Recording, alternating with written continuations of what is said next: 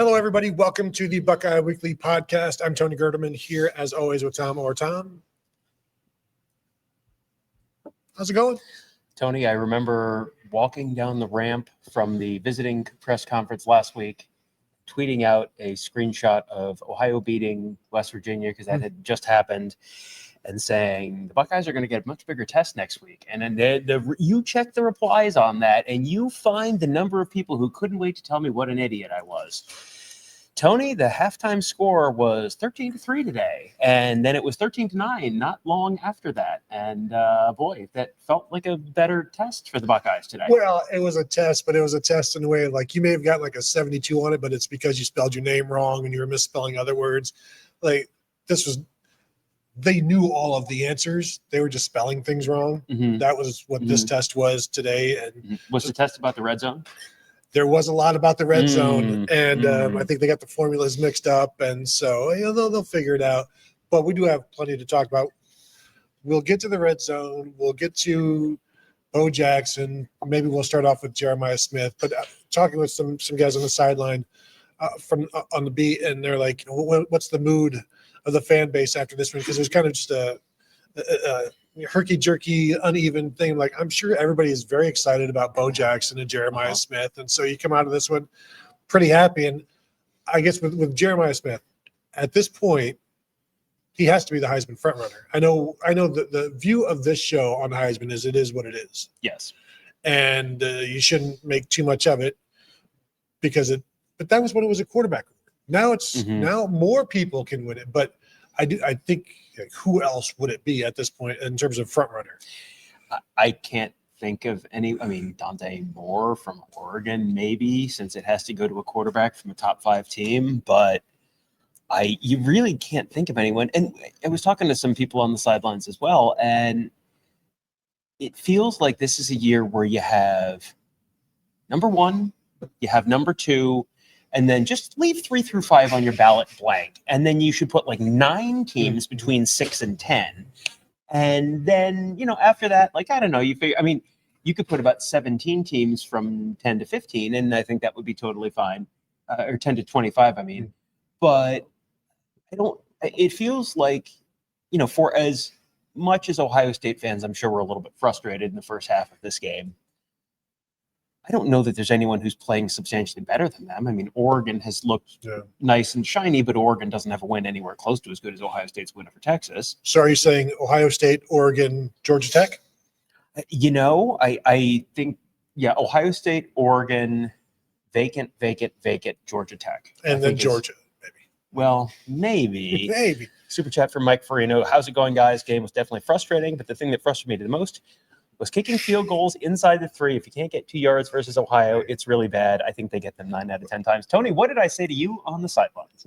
Something to the effect of be ready to talk for a while about kicking field goals inside the 5 or whatever. And I said, I will embrace this debate. So, Tom, go ahead, address Mike Farino's he agrees with you. So, Mike, he's right. Question your thought there. Huh? I think so. You have a drive for Ohio State that ends on the 2 that was a field goal. You have a drive that ends on the 4 that was a field goal. You had one that ended on the 20 that was a field goal. And I think we should look at the down and distance on a couple of these, because it was, if it's 4th and 10, I get it. You kick a field goal. Absolutely. You do that. 4th and 4 at the, 4th and 2 at the Ohio 20, you kick a field goal. And then 4th and goal at the 4th and 2 at the Ohio 2, you kick a field goal. So that's twice on 4th and 2, you're kicking field goals. And then the last one was, where was it? Where was the last one? It was at the Ohio 4. At the Ohio 4, and it was 4th and goal. From the 4, I kind of get it.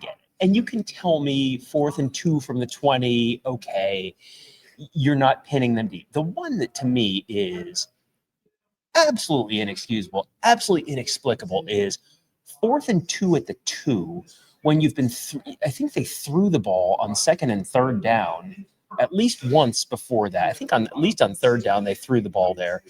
And then Here's the thing. Here's why the math says unquestionably you go for it. Unquestionably. If you don't get it, guess where Ohio gets the football? At their own 2-yard line. Guess where they don't want to be? Guess where you can very easily get 2 points and or get them off the field and get the ball back at the 50. That's not even a question to me. You've already kicked one field goal on 4th and 2 in the red zone. You're not kicking another field goal there. What are you doing? Like, you've got, if you get that, we have talked about the Grambling game being you can talk about all you want, you show me, and that's what I actually believe. They can talk about, we believe in our offensive line. We believe in our running backs. We think we can do it. If you're throwing the ball from the 2 and then you're kicking a field goal on 4th and goal from the 2, you just told me what you think of your offensive line, and you just told me what you think about your running backs. Well, and the offensive line did struggle early on, and so did the running backs. But here's my theory. So wrong. So the first time it's 4th and 4, and they go for it, and they don't get it, and they're sacked. Yes. So then it's now he almost got away from that one, but he did not. But he didn't. Recall. Yes. And so then Ohio gets the ball at the 9. So you say 4th and 2 from the 2. If you don't get it, it's going to be at the 2. Not necessarily. Okay. But I think the second drive where they decided 4th and 2, we're kicking from the 20. That felt to me like punishment of the offense. Like, you didn't get it last time, so I'm taking the ball out of your hands. Sure. You get one. Right. You get one. And then that you used your one. Right. Now you used your. Let me finish my theory. You used your birthday wish. You don't. I let you speak. You used your birthday wish on the kick from the 20. You're out of birthday wishes, so now you have to go for it. But what about my Christmas wish? Also, no. And then maybe thinking as a coach, okay, so we've got the 3 points. If we kick another one, that's like getting the touchdown we didn't get before. So now we've got 6 points, which is essentially a touchdown. I'm just, how coaches are. But I agree. 4th and 2, just go for it. But I don't think they just didn't want to have 2 empty possessions down, 2 empty red zone possessions. It looks bad. Ryan Day mentioned, like, you can't have an ego. And it's like, well, maybe sometimes you should. You can have a little bit of an ego. You can recognize that you're a lot bigger and faster and stronger than the guy across from you, and you can just kind of go squish. That's a thing you can do. They figured that out eventually, and they did squish it in the second half. You can do that a little earlier. I think sometimes Julian Sayin's ego has gotten him in trouble with the interception to Carnell Tate last week, and then so it's like, coaches trying to show we don't, like Brian Hartline calling the game against Texas with no ego, going into this one like, hey, we gave you 3 snaps to get a first down, and they did throw on 2 of those, and didn't get it. So, like, I'm firm on my thought with the first field goal, like this is punishment of the offense. The second one, generally they're going to go for that, and but they didn't, and now you've got this 6-0 score that doesn't feel as good as you don't feel good about that drive. And so do you want to if you're not going to feel good anyway, well, why not just go for it and then let your defense do something, I guess? Yeah, but you've got, if you're Ohio, and Ohio State has been in the red zone 3 times, and they've got 6 points out of that, how are you feeling? Are you Pretty feeling good. Like, boy, how many of those are wins to you? If the answer is 3, then you should not let the opponent have wins. You should give yourself another opportunity to not have the opponent have a win. Right, because this is almost a free down for Ohio State. Then Ohio has already won this drive unless you score a touchdown. Right, exactly. Yeah, you have, and I don't want to make too big a thing of this because I do generally think that Ryan Day has, over the years, gotten more aggressive, which is generally more correct in how he's handled this stuff. Like, if you go back to the Clemson Fiesta Bowl, boy, he played that conservatively, and just one thing where he had gone for it and made it would have been enough probably to make a difference.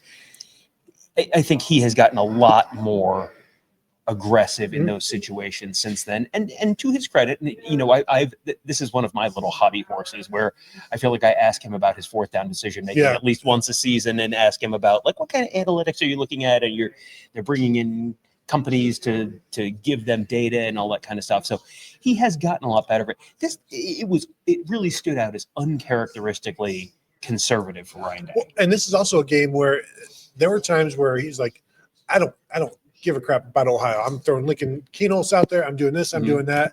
But then it all still comes back to coaching. Like, I would just like to get some points. Yeah. Thank you, Robert Howard, gifting 20 Ohio State football at Buckeye Huddle memberships on YouTube. We appreciate that. Another one here from Mike Farino, Super Chat. On the topic of Julian Sayin, was that the worst good game you have ever seen or the best bad game? He looked like a player that was starting his third game, but still wasn't bad, was just an odd game. And here's the thing, Tom. Ohio State has been so spoiled and jaded over the years with their quarterback play that when you get a game like this, Julian Sayin, 25 of 32, that's 78% completions, 347 yards, 3 touchdowns, 2 interceptions. That last one should be a fumble. They should have. Right. He got hit. Yeah, right? he got hit. The ball came out. He wasn't throwing it. No, I don't believe it was. Yeah. But that's unfortunate for him that he gets tagged with an interception, still a turnover. But there were some small sample of bad snaps. He had maybe his worst throw that was like nowhere near really anybody, and that's like the first inaccurate throw we've seen from him. The first interception was a spy that he didn't see, basically just sliding in there, and it hits him, and it hits another guy. And it gets, it was like it deflected off a defender, and then deflected off of Max Claire's and so then they came down with that one, and then the second one was kind of just he didn't get to bring it in close enough, quick enough, and got tagged there. I think he threw some of the best balls we've seen from him. The deep shots were on point. I think the last one to Carnell Tate, there's a lot of them, Tom. But just running in stride and really just not even having to wind up and throw the ball 55 yards on a line and putting not on a line. There's enough air under there to run under. So 2 interceptions, not great, right?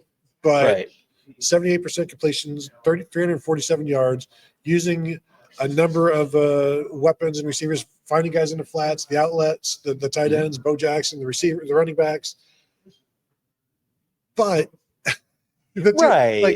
are you judging him on the 2 interceptions where the ball gets knocked up and 3 guys touch it? It's like this is a 3, 4, 6 double play type of thing. Yeah, it was like, do you remember the Miami Notre Dame game to open the season? And I think it was CJ Carr threw an interception, and it was like a defensive back got his hand on it, and then a receiver or something like kicked it, like swung his legs up kicked it straight up in the air, and like a defensive end or something intercepted it. It was one of those like it was like a bank shot, off the wall, off the backboard, nothing but net. It was a dude perfect interception and dude imperfect. Yeah. Am I right?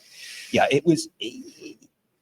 I struggle to say bad game. Right. It was an imperfect game. You made some mistakes. You're getting judged on a very, very tough curve, because last year I think there was only one game where Will Howard threw multiple interceptions. That was a Michigan game. You'd rather throw it against Ohio than against Michigan. And one, as we said, one of them was kind of a weird bank, and one of them was really more of a fumble. He had a couple not perfect throws, and the first throw to Jeremiah Smith on that opening drive, the real long one down the sideline, Jeremiah had to kind of slow down and come back for it. So it wasn't perfect, but it was. I look at this and I go, this is a player who is I have never once looked at him and gone, I don't know what they see in him. Like, man, like I get it. Like he's young, but I get it. Yeah, no, he's learning all of these things for the first time, and the plan is don't do it a second time. Super chat from Robert Howard. Julian's deep ball is a thing of absolute beauty. He threw some nice ones. Remember last year, this took a while to get the deep ball going. I don't see those issues this year. And from the first throw to Carnell Tate against Texas, it was underthrown. But the key was to get it up in the air and give Carnell Tate an opportunity to grab it, which he did twice. And then here he was hitting guys in stride and just letting guys run under it. And then also, I think it was the first touchdown pass to Jeremiah Smith. Jeremiah on that post wasn't open until he was. And it's like when the ball was gone, when the ball was thrown, the defensive back was running with him, and Julian threw him open.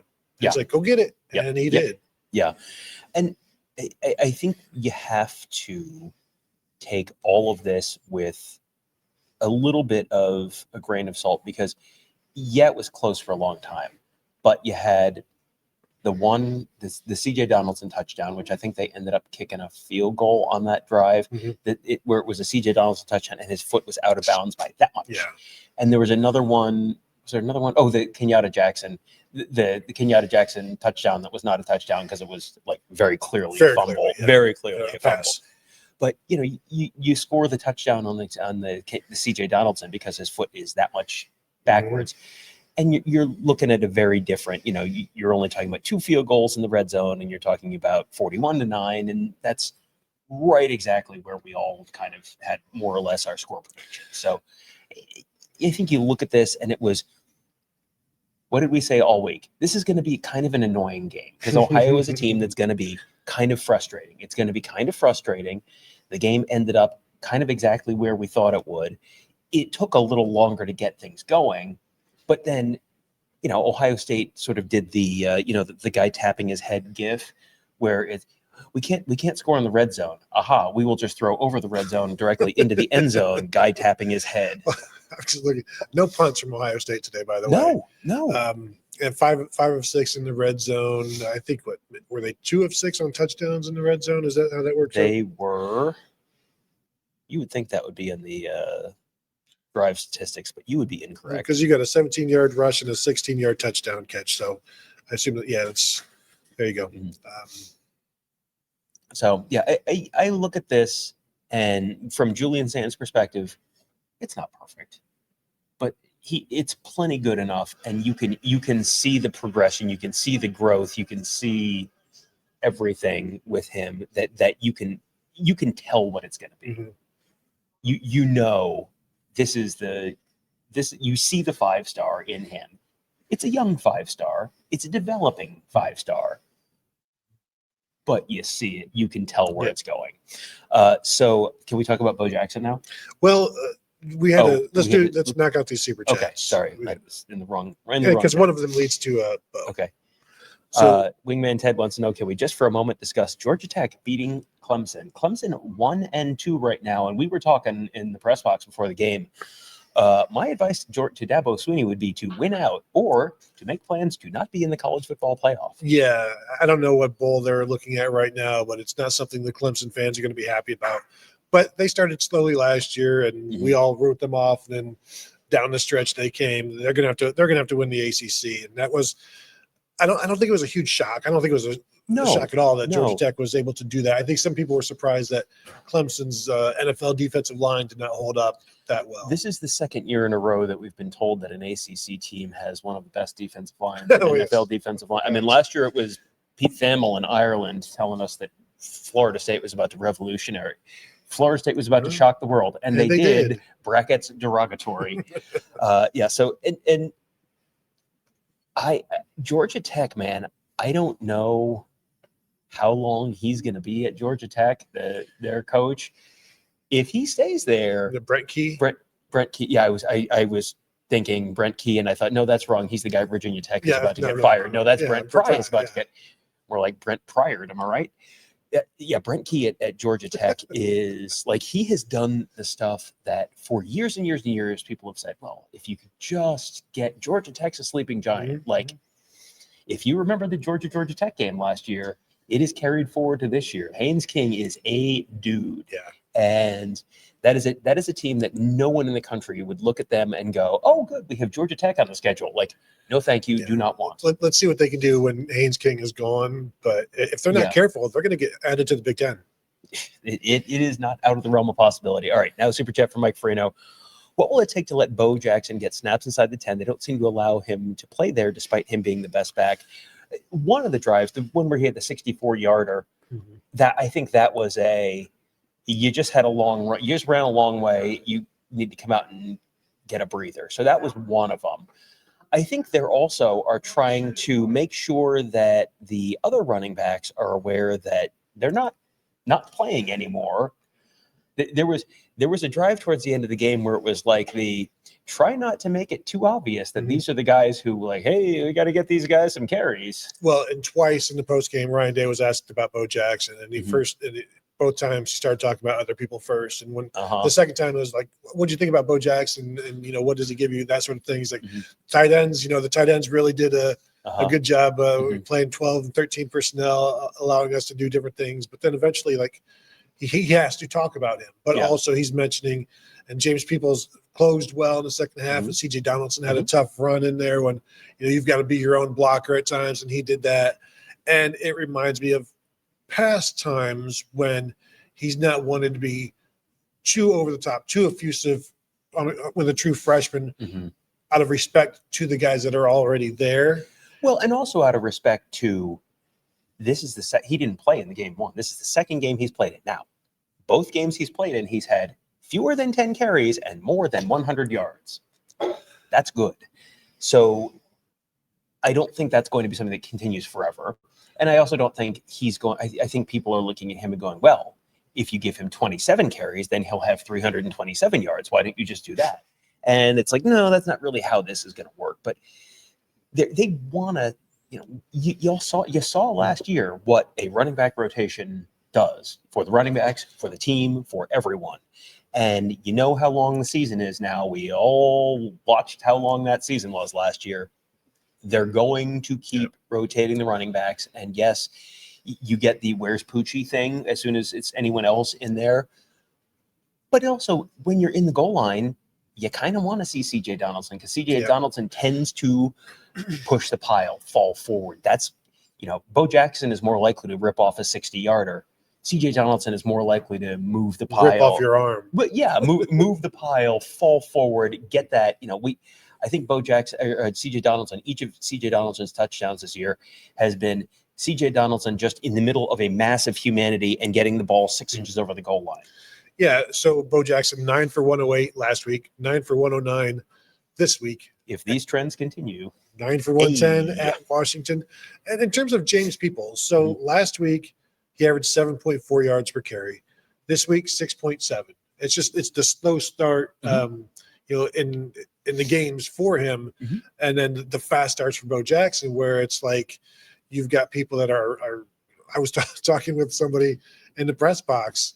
He'd mentioned Bo Jackson, and this was before the 64-yarder, and he's like, it's only a matter of time. And he just said, it's only a matter of time. And I'm like, you think he's going to start this year? He's like, he's already doing it. He has the most carries on the, he tied for C.J. Donaldson for the most carries. And he is the most effective guy. But as Ryan Day said, they're still trying to figure out how to use this 3-back rotation, because I do think it's going to stay 3 backs. But at some point, in terms of why didn't Bo Jackson go in there after the 64-yarder? I mean, they had 3 plays. He probably could have been in there on that 3rd play.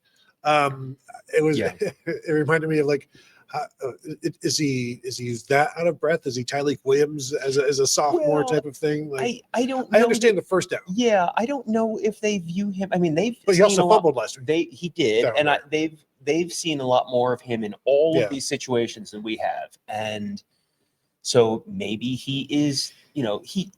Running backs have different styles. Running backs have different strengths and different weaknesses. C.J. Donaldson may be their best bet. You get the touchdown vultures in fantasy football, right? Like, you have your goal line guys. Hassan Haskins was Michigan's goal line back. Hassan Haskins scored all sorts of. You have faster guys out there, but those aren't the guys you're necessarily putting in, because you don't need to rip off a long one. You need to be able to pound it in. And this is one of these fun with numbers things, but we talk all the time about the one long run that skews your average. And Bo Jackson rushed for 12.1 yards per carry. James Peoples, 6.7. You take out the 164-yarder for Bo Jackson. Bo Jackson had 8 carries for 45 yards, and James Peoples had 7 carries for 47 yards. So it's essentially the same, but Bo Jackson had the long one. Now, of course, that is to Bo Jackson's credit. And yes, of course, you would prefer to have a 64-yard run every game. I get it. But I think down to down, excluding the one long one, those guys put together pretty similar nights. And James Peoples had 6.7 yards per carry with a 17-yarder as the long, where you're not completely skewing the numbers. That's a really solid night. Well, and one of my bold predictions was that he would have at least a 34-yard carry, and he was on his way. That was that 17-yarder. So he didn't, is what I'm hearing? it turned into a 17-yarder rather than a 34-yarder, which is the deepest cut of all. But he was turning the corner on that one and just got tripped up. And there were a couple of guys that just got tripped up from having some longer, more explosive plays. Tony, I regret to inform you that Ohio State did in fact score in all 4 quarters, and Ohio did in fact scored in 2 quarters, but one of them had to be the 4th quarter, and it was not. So you got me. Sorry. Was that? Yeah, sorry. I was all excited, and now I'm not. I was close to hitting my 4 touchdowns for Jeremiah and Carnell. Close to means you didn't, right? Okay. Super chat from Mike Farino. Peoples did have a beautiful pass block on one of the deep shots. I don't remember which one. I don't remember which one either, but this is one of the things that we talk about all the time with these running backs. It's great that you can rip off a long run. How are you in pass pro? How are you in blitz pickup? How are you catching the ball? How are you with ball security? And I don't think Bo Jackson has given them any reason not to. I mean, unless you saw the issues with, on the play where Sayin got a hit, was that a bad blitz pickup? Yeah, I don't know. That's a good question. I didn't have a good view of it, but you're looking at that stuff as well when you're evaluating which running backs you're going to play.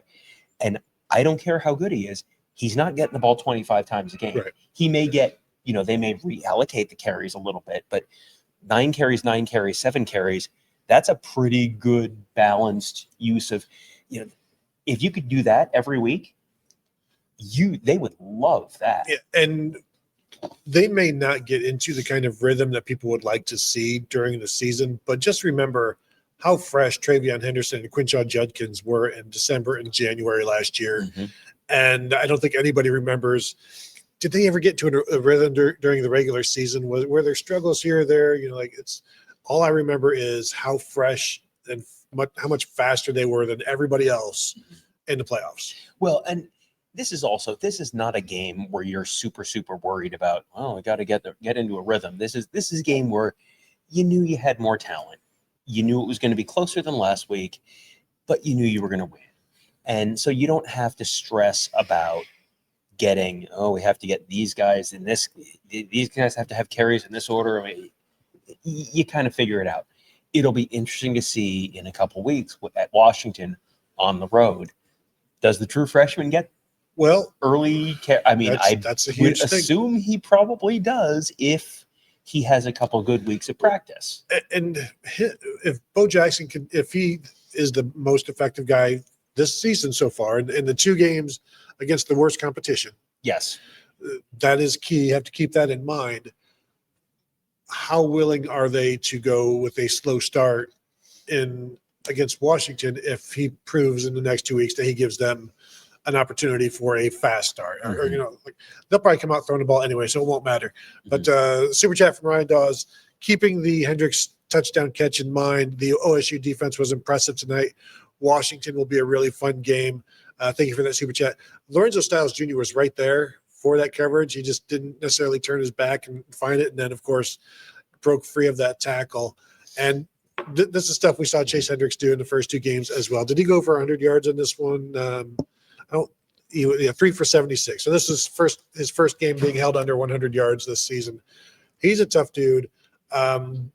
Lorenzo Styles is right there. I think the other question that comes to mind is, how healthy is Lorenzo Styles? Ryan Day did not have an update. I don't know if he was hurt his hand or something like that. He was right away. He knew he was hurt, and then went to the tent.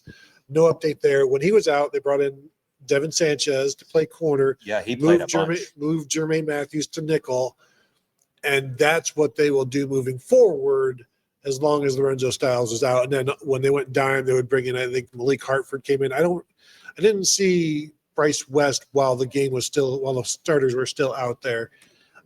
But that was exactly what I expected. Once Lorenzo Styles went down, I was like, well, they're just going to bring in Devin Sanchez at corner, move Jermaine Matthews inside, because that's what they do in dime. Yeah. And I didn't see any issues with those guys. Yeah, no, I think they had you look at the stats and you gave up 2 yards per carry on the ground, long of 11, and the 11 was a quarterback scramble by the backup quarterback. And on the passing, they gained 113 yards on 21 completions. So that's basically 5 yards and some change per completion, which is terrible. Well, it's 10 completions. I mean, sorry, yards per attempt. Sorry, yards per attempt, which is 5 yards per attempt is terrible. Like 7 yards per attempt is, well, that's kind of competent. 5 yards per attempt is a disaster. And they had a 67-yarder. So you take that out, and then you're looking at 40-something. I mean, you're looking at 2 yards per attempt. I mean, Ohio had one play, and then they did nothing else basically the entire rest of the game. I do want to let you guys hear a little bit about that one play. We have a clip from Ohio head coach Brian Smith. He gave a nice, like, I like his press conferences. He's not the most like flamboyant guy or anything like that, but he had, I thought, a really interesting answer on just sort of explaining what they ran on that long touchdown play to Chase Hendricks. Yeah, that RPO concept. They were in man coverage, and Chase was running a inside fade. So something that we rep a lot of. I think Parker and Chase have developed a really good relationship and connection. Then both of them making a lot of plays downfield and into coverage. And I think Chase has done great early in this season of making plays when he does have tight coverage. And then I think what's great to see him was the determination after he caught it, that breaking the tackle and finishing in the end zone. It was awesome. So that was Ohio head coach Brian Smith. Again, nothing complicated there, but just a nice sort of explanation of the whole thing. So I thought that was worth letting you guys hear, because that was it. That was their offense pretty much all night. The fact that it happened coming right out of halftime, I think probably, everyone was like, oh, I'll have some chips and salsa, and I'll have some buffalo dip at halftime. And it was like, oh, this heartburn all of a sudden, as all of a sudden it's 13-9 and a little closer than expected. I will have you know there was no Klondike freezer at the end of the third quarter up in the press box today like there was last week. So here's a super chat from Mike Farino. The topic du jour of in our little private chat here says, assuming no miracle on the final play coming up, and there was no miracle, Notre Dame has been eliminated from the playoffs. USC is their only remaining hope at having a ranked win at the end of the season, and they probably won't be. Well, Notre Dame can still win their conference. Man, can we listen? Could you get a global pandemic between now and the end of the season to get them back? They worked in 2020, got them in the ACC. Got to talk to the Vatican. Listen. I'm not sure that would be the first wish on my list, but that's Dan Brown's next book, by the way. Marcus Freeman breaks into the Vatican archives. Yeah.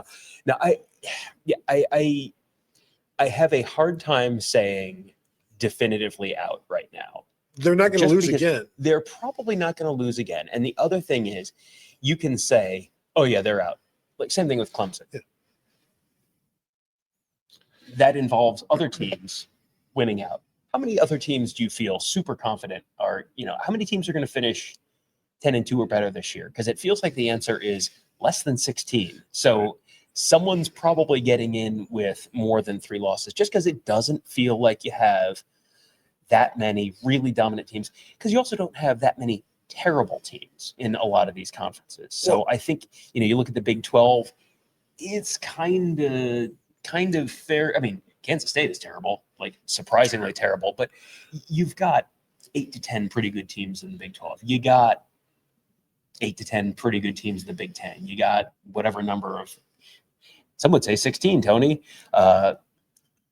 incredible teams in the SEC. But, you have I don't know, maybe one competent team in the ACC, but you're going to have a bunch of these teams knocking each other off.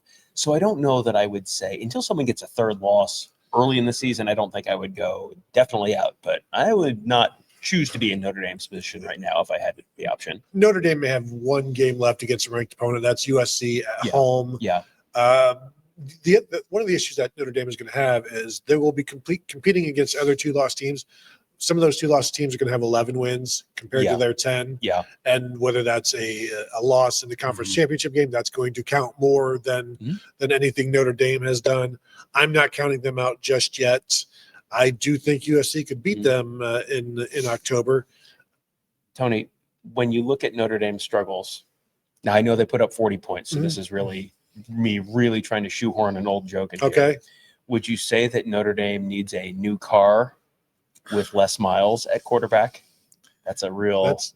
I'm just going to breaking down the fourth wall here. Kevin is behind the camera. That is the third time he has thumbs down something that Thomas said. And frankly, but again, Notre Dame's 2 losses have come by a total of 4 points against 2 ranked opponents. So these are good losses.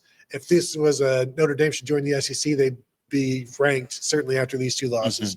So I'm not ready to say they're done, but they are on life support. This is not an Irish goodbye just yet.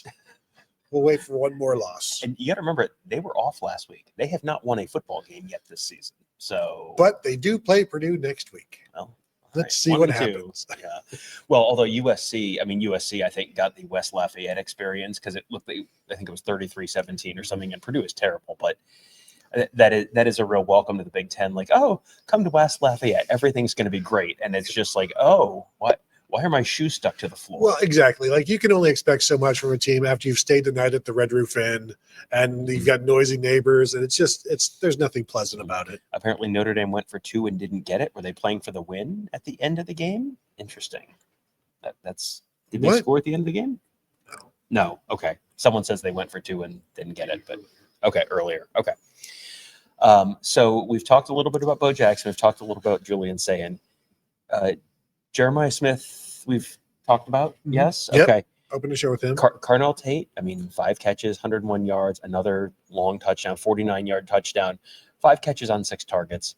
It's just very clearly the 2 outside receivers. I keep waiting for Brandon Ennis to do some Brandon Ennis stuff, and it hasn't happened yet. Carnell Tate and Jeremiah Smith, though, man, those guys have been real good this season. Real good. And I think Carnell Tate wants the one back that he didn't catch in the end zone on one of those third downs or whatever it was. And so do I, because of course that would have given him my 3-point bold prediction. We know who it's all about. Because he caught it last week, or it was Texas. It was last week he caught the one in the corner of the end zone, just didn't do it this time. I do want to talk about Brandon Ennis though, because the Brandon Ennis we're seeing now, or not seeing, because he didn't even I don't think he got targeted at all. No, I don't think so. When we saw him in camp, he looked explosive. He looked dynamic, more so than before we had seen him. Yeah. Now, however, this is the same Brandon Ennis that we saw last year from what we're seeing now. And he did have a very nice punt return. Also had some nice blocks, which is another reason that he's going to continue to get snaps and stay in there. And I know people are like, you got to give those snaps to Mylan Graham. Mylan Graham is an outside receiver. Yeah. Brandon Ennis is an inside receiver. It's right now it's Ennis or Bryson Rogers. I didn't see Bryson Rogers as I think about it. I didn't see him out there. I don't think I saw Bryson Rogers today. And no. I don't know if he was banged up or because this is certainly a game that he would have played in because Mylan Graham played it. David Adolph played in this one. A lot. Yeah. He played early. So this maybe was one of those Logan George things for Bryson Rogers, perhaps. Yeah. But I think the fact that they are so loaded at tight end, I think that also dips into Brandon Ennis's playing time for sure. Because your outside guys are so good. Are you taking Jeremiah Smith off the field? No, you are not. Are you taking Carnell Tate off the field? No, you are not. Well, if you want to play 12 personnel, I have bad news for the receiver who is not those 2 guys. Like someone has to come off the field, and it's going to be it would normally be the slot guy, right? You're going to play your 2 outside receivers, and you're going to put your 2 tight ends in there. It's up to the slot receiver to get good enough to be the guy that stays on the field, and an outside guy goes off. Right. Yeah. And you look at the tight ends. 2 catches for Max Clare, 2 catches for Will Kazmarek, a catch for Jelani Thurman. Bennett Christian was banged up, didn't play, or you probably would have seen a catch for Bennett Christian. You can tell they really, really like the tight ends. This is one where they say they like them. They're showing you too. This is, the running joke about the year of the tight end. We're here. Godot has arrived. Yeah, Nate Roberts was out there again as well. And boy, it wasn't that long ago. I'm old enough to remember when people were wondering if Brian Hartline would just, throw it to the receivers, throw it to the receivers. And they're running. I want to go back and check, or I want somebody else to do it. Tell me how many snaps in 11 compared to 13, because they were playing 13 and 14, as well. So it's like, clearly, like I assume they played more in 12 than 11 tonight. I wonder how close the 13 and the 11 are. I'm sure 13 is well behind, but again, all of those are snaps where you only have one or two receivers out there. So the snaps for Brandon Innes or anybody else in the slot is going to be limited. Mike Farino explaining here, Indy didn't go for two. The holder fumbled the snap, and the holder is former quarterback Tyler Buckner, so he tried to pass once it was blown up. So there you go. Thank you for that, Mike. And I would encourage everybody in the chat to make some mistakes and then super chat corrections. Yeah, perfect. Perfect. Yes, that's new business. New business model just dropped. We're going to be rich. All right. That's only if we make a bunch of mistakes. And when does that happen? Well, not us, people in the chat. So we've kind of gone through the offense now. Can we have, can we have the defense conversation? Because I know what the stat sheet says. I know Arvell Reese has 7 tackles, and Sonny Styles has 6 tackles, and Caleb Downs has 6 tackles, and Jalen McClain has 4 solo tackles. And I get it. I understand. Was that not the Caden Curry game? Because that felt long stretches. That felt like, this is the Caden Curry game. Yeah, and he was tough to block. He finished with 4 tackles, 1 sack, 1 tackle for loss, a breakup, a quarterback hurry. He's just, I can't remember which of his teammates says that he's just always going. Like, he's nonstop. He's not the biggest guy, but he just roots around there and finds the quarterback. And I think his one sack came where basically you almost lost sight of him, and then he's the one that brings down the quarterback. And I think in Bo Atkinson as well got his first sack as a Buckeye. So this was not an ideal situation for the pass rush, because initially they had you had to deal with the quarterback run, but then that kind of went away once the running quarterback went away. And so then you could do more and get after the quarterback more. But overall, 4 sacks, 7 tackles for loss, 4 quarterback hurries as well, although I don't believe in those stats, because sometimes they're right, sometimes they're wrong, sometimes they exist, sometimes they don't.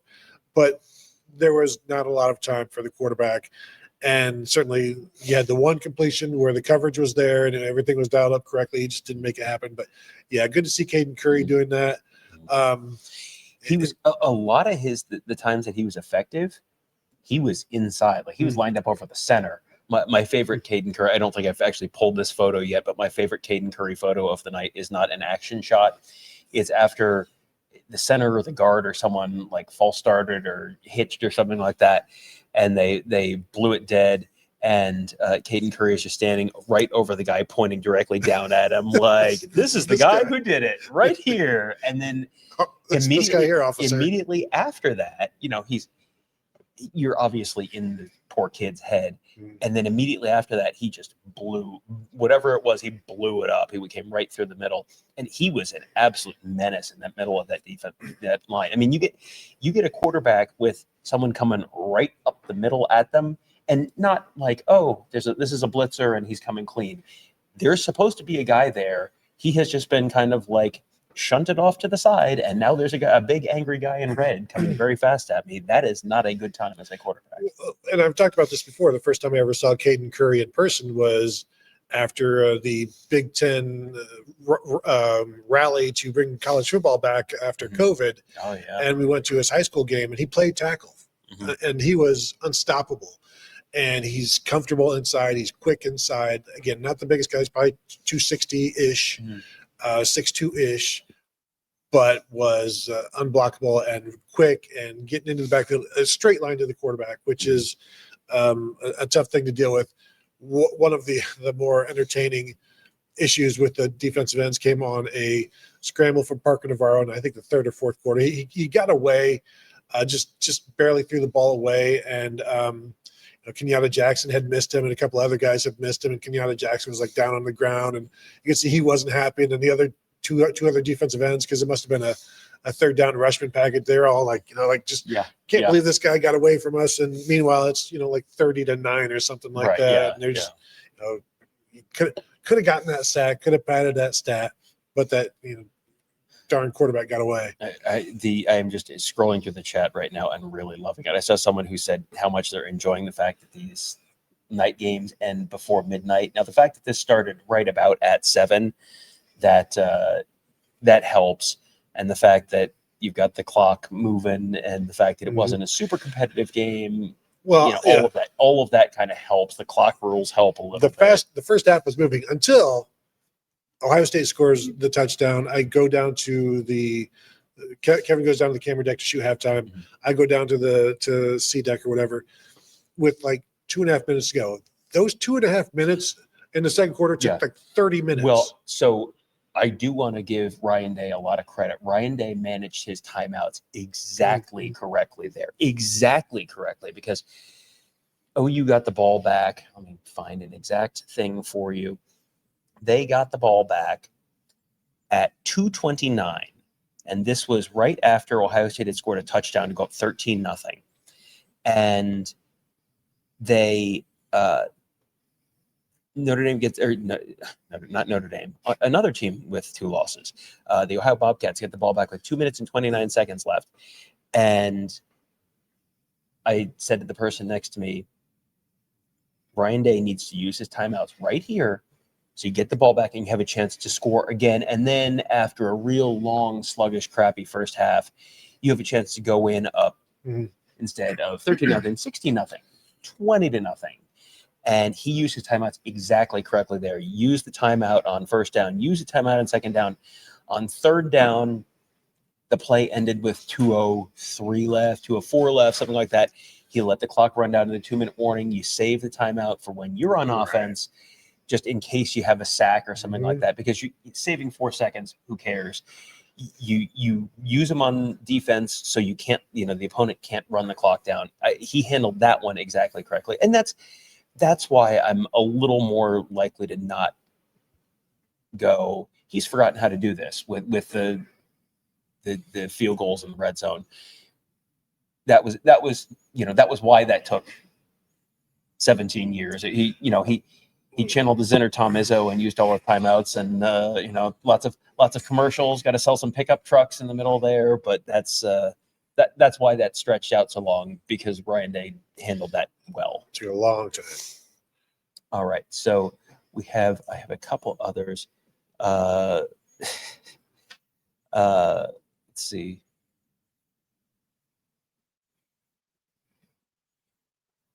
I don't know why we're punching. Doing, Tom? I don't know why we're punching stupid comments up. I would punch the smart comments up. But that's just me. Guess I'm built different. I did want to get to David Greenshow wants to know if I'm wearing a 1980s Houston Oilers hat. Yes, Tony. I need you to name 92. I need you to name 10 players off of the Tecmo Super Bowl Houston Oilers. You have, hang on, I'm going to set a clock. You have 15 seconds. I'm not going to get 10. 20 seconds to name 10. That's many. Curtis Duncan, Haywood Jeffries, Warren Moon, Lorenzo White, Ernest Givens, Drew Hill, Bruce Matthews, and that's about all I can give you. Mike Munchak. You named all the offensive skill players, so I'm going to give you full credit. But I also got Bruce Matthews in there. Yes. So, yes, the answer is yes. I have found that if I I got a lot of compliments my Heart for Whalers hat last week. I got a lot of compliments on this week. I have found if I wear hats for teams that don't play anymore, no one is like, I'm angry about that for some reason. I mean, so there you go. It is a blue hat. It is. Hey, listen, you can always be angry about that. Just me, Tim says it's a trick question. No one played with the Houston Oilers. That was only true for the defense in the second half of one particular playoff game in Buffalo. Let's see. Yeah, lots of comments on here's one. Let's hang this one in the Louvre. Les says West Lafayette is what they base Stranger Things off of. It is the upside down when you go there. That's a very good point. I mean, it's based in Indiana, both of them. It is. Yeah, I like that one. I'm trying to think if I have anything else I want to get to. We do have another soundbite. I've got to remember what the other soundbite is. It's oh yeah. So this was the Ohio coach Brian Smith talking about how much that, they really struggled to run the ball. They finished 34 carries, 68 yards. And it was not, they have, it's all sack adjusted. No, it was their leading rusher, Sia Bangura, 12 carries, 24 yards, long of 5. That's your running back, long rush of 5 yards. Duncan Brune, 9 carries, 19 yards, long of 6. When your running backs are averaging 2 and 2.1 yards per carry, you are straight up not having a good time. So here's Brian Smith talking about that. It just took us out of opportunities for more convertible third downs. We try to put ourselves into situations where we can be really efficient, which allows us to control the clock, keep our defense off the field. And we were in way too many third and longs, which isn't a place I don't think anyone really wants to be there. So they did a good job knocking us out of the runs on early downs. There you go. There you go. That's an impressive overall performance from the Ohio State Buckeyes. Also, Tom, impressive performance by you. Some great photos. You can check those out at BuckeyeHuddle.com tomorrow. Yeah, you can find them on Twitter. You're not going to get them done tonight? You can find them on Twitter. Today? Yes. Later. Let's. There we go.